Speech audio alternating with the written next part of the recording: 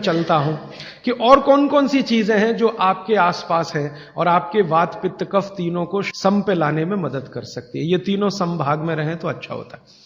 और कौन कौन सी चीजें हैं? तो भागवती जी कहते हैं रसोई के बाहर जाने की जरूरत ही नहीं, सब वहीं है। भागवती जी ने एक सूत्र लिखा है, दुनिया का सबसे बड़ा औषधि केंद्र हमारा रसोई घर है। सबसे बड़ा औषधि केंद्र रसोई घर है। अब दुर्भाग्य से हम रसोई में जिनको मसाला कहते हैं ना, मसाला, वहां मसाला कुछ नहीं है, सब औषधि है। मसाले का और औषधि का अंतर मालूम है? ये मसाला तो शब्द ही भारत का नहीं है, पहले तो ये बता दूंगा। ये अरबिक शब्द है, फारसी से अरबी में आया, अरबी से हमारे घुस गया, हिंदी में और जगह जगह घुस गया। ये विदेशी आए तो ये शब्द भी आया। हिंदुस्तान में 17वीं 18वीं शताब्दी का साहित्य जब मैं पढ़ता हूं तो जब तक मुगलों का राज्य रहा तब तक मसाले शब्द का बहुत उपयोग है। मुगलों के राज्य के पहले एक भी जगह किसी भी शास्त्र में मसाला नहीं है। चरक संहिता पढ़ी मैंने, कहीं भी मसाला नहीं है उसमें। सुश्रुत में कहीं मसाला नहीं है, बागवट की कहीं मसाला नहीं है। पुराने जितने लेखक हुए हैं ना 10वीं शताब्दी के पहले के, कहीं भी किसी ने मसाले शब्द का इस्तेमाल ही नहीं किया। हर जगह है तो औषधि है, औषधि औषधि, जीरा औषधि, धनिया औषधि, ये औषधि के रूप में है। तो इनकी जो प्रॉपर्टीज हैं रसोई घर की, औषधियों की, ये सब आपके चिकित्सा के लिए है। अब मुझे समझ में आता है कि हमारे पुराने जमाने की माताएं बहनें, जो हमारी दादी हैं, नानी हैं, उन्होंने अपनी अपनी बेटियों को जो कुछ सिखाया, सब्जी बनाना तो क्या क्या डालना, जीरा चाहिए, धनिया चाहिए, हींग चाहिए, मात्रा कितनी कितनी चाहिए, वो सब बड़े वैज्ञानिक और चिकित्सक लोग रहे होंगे। क्योंकि रोज हमारे शरीर में वात पित्त कफ की स्थिति सम और असम होती रहती है। आप जानते हैं सुबह जो है ना वात ज्यादा होता है शरीर में, सुबह सुबह, दोपहर को पित्त ज्यादा होता है, शाम को कफ ज्यादा होता है। तो ये पूरे 24 घंटे में ऊपर नीचे होता रहता है। तो 24 घंटे में जो वात पित्त कफ ऊपर नीचे होता रहता है, तो सब्जियों में उसी के हिसाब से औषधियां डाली जाती है। जैसे दोपहर की सब्जी बने, दोपहर की, तो मेरी दादी को मैंने देखा था कि दोपहर की सब्जी बनाएगी तो अजवाइन जरूर डालेगी उसमें, और वही सब्जी रात को बनाती थी तो अजवाइन नहीं डालती थी। तो एक दिन मैंने दादी से पूछा कि यही सब्जी दोपहर को मैंने खाई तो इसमें अजवाइन थी, शाम को खाई तो नहीं, क्यों? तो उसने उत्तर तो नहीं दिया। तो उसने कहा मेरी मां ने ऐसा सिखाया। बस बात खत्म हो गई। अब उस समय मैं भी मान लिया कि ठीक है, उसकी मां ने सिखाया। अब जब मैंने काम शुरू किया ये चिकित्सा पर, तब मेरे समझ में आया कि अजवाइन जो है पित्तनाशक है। घी के बाद, देशी गाय के घी के बाद जो सबसे ज्यादा पित्तनाशक दूसरी कोई चीज है तो वो अजवाइन है। और दोपहर को पित्त भड़कता है, आप जानते हैं, और वो स्वाभाविक है क्योंकि खाना खाने के लिए पित्त भड़कना ही चाहिए। तो उस समय अजवाइन डाली जाती है सब्जी में, क्योंकि दोपहर को ही शरीर को अजवाइन की जरूरत होती है पित्त को सम पे लाने के लिए। तो भारत में ज्यादातर माताएं बहनें ये बात जानती हैं कि दोपहर की सब्जी में अजवाइन चाहिए। दोपहर का दही है ना, दही का मट्ठा, उसमें भी अजवाइन का बघार लगता है। दोपहर की जितनी भी चीजें हैं ज्यादातर अजवाइन ग्रस्त होती हैं या अजवाइन से बनती हैं, क्योंकि पित्त को सम पे रखना है।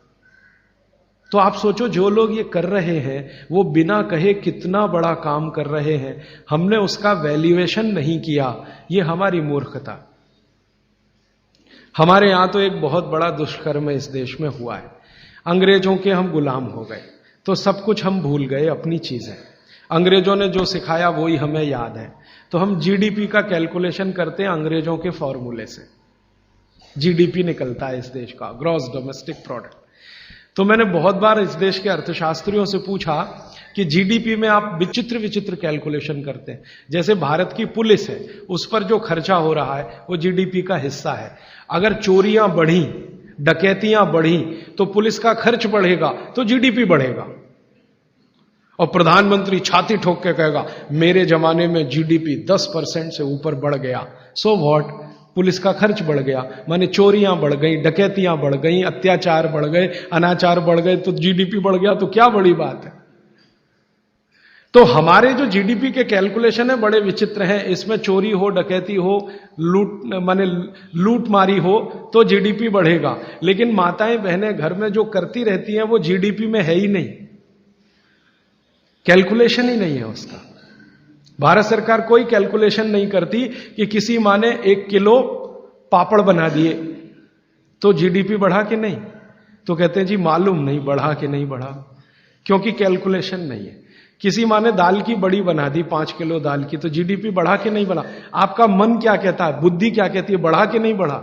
किसी ने बड़ी बना दी, किसी ने पापड़ बना दिए, किसी ने कुछ बना दिया, किसी ने गोंद के लड्डू बना दिए, किसी ने मावे का कुछ बना दिया, तो जीडीपी तो बढ़ ही रहा है, लेकिन हम कैलकुलेट नहीं कर रहे हैं उसको, क्योंकि अंग्रेजों के यहां महिलाओं का किया हुआ काम महत्व का नहीं माना जाता। अंग्रेजों के यहां ये जो अंग्रेज जात है ना दुनिया में, ये महिलाओं के किए हुए काम को काम ही नहीं मानती। आपको मालूम है 2000 साल यूरोप में महिलाओं को पुरुषों से हमेशा कम वेतन मिलता रहा, और आज भी है ये कई देशों में। वो मानते ही नहीं कि इनका कोई काम है। क्यों? वो महिलाओं में आत्मा नहीं मानते। हां, यूरोप का सबसे बड़ा दार्शनिक है प्लेटो, वो कहता है कि स्त्रियों में आत्मा ही नहीं होती,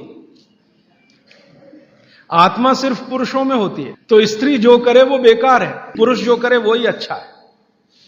तो उनके यहां से ये कैलकुलेशन हमारे यहां आ गया कि स्त्री कुछ भी करे तो काम ही का नहीं। तो अंग्रेजों का 200-250 साल जो राज चल गया, उसमें हम सब के दिमाग खत्म हो गए, सोचना विचारना बंद हो गया, तो हमने भी वही मान लिया। मैं अब इसको बदलना चाहता हूं और मैं ये समझना चाहता हूं और समझाना चाहता हूं कि स्त्रियां जो कर रही हैं वो किसी डॉक्टर से कम नहीं है। बस अंतर इतना है कि डॉक्टर को आप फीस देकर उससे एडवाइस ले रहे हैं, हमारी दादी नानी फोकट में वही एडवाइस दे रही है, धनिया खाओ, जीरा खाओ और ये अजवाइन खाओ, आपके पेट की गैस खत्म हो जाएगी। और ये 3500 साल से वैसे का वैसा ही है, अजवाइन खाओ तो गैस खत्म होती ही है। कभी भी आप करके देख लो। आप में से किसी को भी बहुत गैस बनती हो, पेट में एसिडिटी की तकलीफ हो, आज से शुरू कर दो। आप खाना खाया तो उसमें ध्यान रखो अजवाइन ज्यादा रहे, दाल में, सब्जी में, वगैरह वगैरह। और अगर नहीं कर पा रहे हैं तो खाना खत्म करते ही थोड़ी अजवाइन खा लो। अजवाइन ज्यादा तकलीफ ना कर दे, उसका बैलेंस है काले नमक के साथ, तो थोड़ा अजवाइन और काला नमक मिला के हर खाने के बाद खा के देख लो। 3 दिन में ना आपकी गैस बंद हो तो आप जो कहो मैं हारने को तैयार। ये गारंटी मैं नहीं दे रहा हूं, ये गारंटी अजवाइन दे रही है, मेरी गारंटी नहीं है, अजवाइन की गारंटी है। तो वो कहते हैं बागवट जी कि पित्त को सम रखने के लिए हमारे रसोई में घी के बाद जो दूसरी चीज है वो है अजवाइन। अभी ये जितनी बात है आप सोचो कितनी सरल है, बस हमें अपनी जीवन शैली में थोड़ा बदलाव करना है। जीवन शैली में बदलाव से पहले मन में संकल्प लेना है कि जी हम तो ऐसे ही चलेंगे, दुनिया जिधर जाए जाए हमें उससे मतलब नहीं, हम तो ऐसे चलेंगे। तो ये 3 चीजें अगर आपने देख ली तो बहुत अच्छा है। अब थोड़ा आगे चलें, अब और दूसरी चीजों पे मैं चलता हूं।